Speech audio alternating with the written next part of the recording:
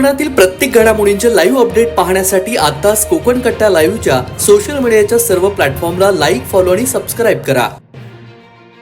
दापोलीमधून एक धक्कादायक घटना समोर आलेली आहे.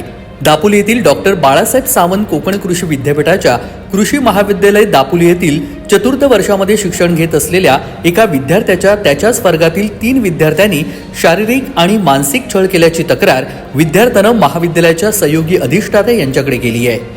मिळालेल्या माहितीनुसार कृषी महाविद्यालय दापोलीच्या चतुर्थ वर्षामध्ये शिकणाऱ्या विद्यार्थी यांना कृषी शिक्षणाचे प्रत्यक्ष शिक्षण शेतामध्ये घेता यावं यासाठी त्यांना 4.5 महिने कृषी विद्यापीठाच्या कार्यक्षेत्रातील गावांमधील शेतकरी यांच्याकडे पाठवण्यात येतं.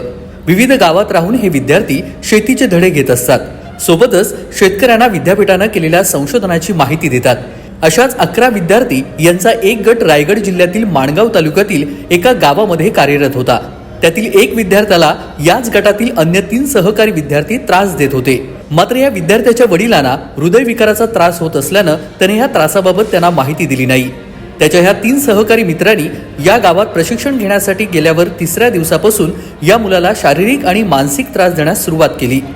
यामध्ये अन्य सहकारी मित्र यांच्या समोर अंतर्वस्त्रावर नाचायला लावून त्याचा व्हिडिओ तयार करणं, रात्री उंट होण्यास सांगून चादर अंगावरती टाकून मारहाण करणं, दारू पाजून गुप्तांगाला दोरी बांधून त्रास देऊ अशी त्याला धमकी देण्यात आली, असं या विद्यार्थ्यानं कृषी महाविद्यालयाच्या सहयोगी अधिष्ठाता यांच्याकडे केलेल्या लेखी तक्रारीमध्ये म्हटलेलं आहे.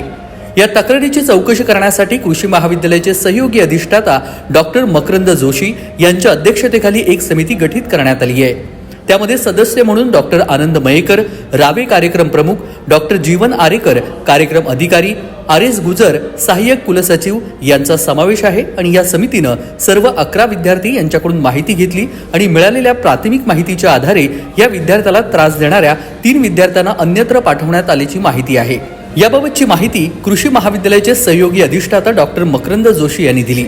या प्रकरणी सखोल चौकशी करण्यात येणार असल्याचं देखील डॉक्टर जोशी यांनी सांगितलं. हा प्रकार रॅगिंगचा आहे का आणि असल्यास रॅगिंग प्रतिबंधक कायद्यानुसार त्रास देणाऱ्या विद्यार्थी यांच्यावर कारवाई करणार का असं विचारलं असता चौकशी सुरू असून त्यामध्ये असा प्रकार निष्पन्न झाला तर आम्ही तसा अहवाल विद्यापीठाचे शिक्षण संचालक यांच्याकडे पाठवू आणि त्यावर ते निर्णय घेतील असंही डॉक्टर जोशी यांनी सांगितलं. कोकण कट्टा न्यूज, दापोली, रत्नागिरी.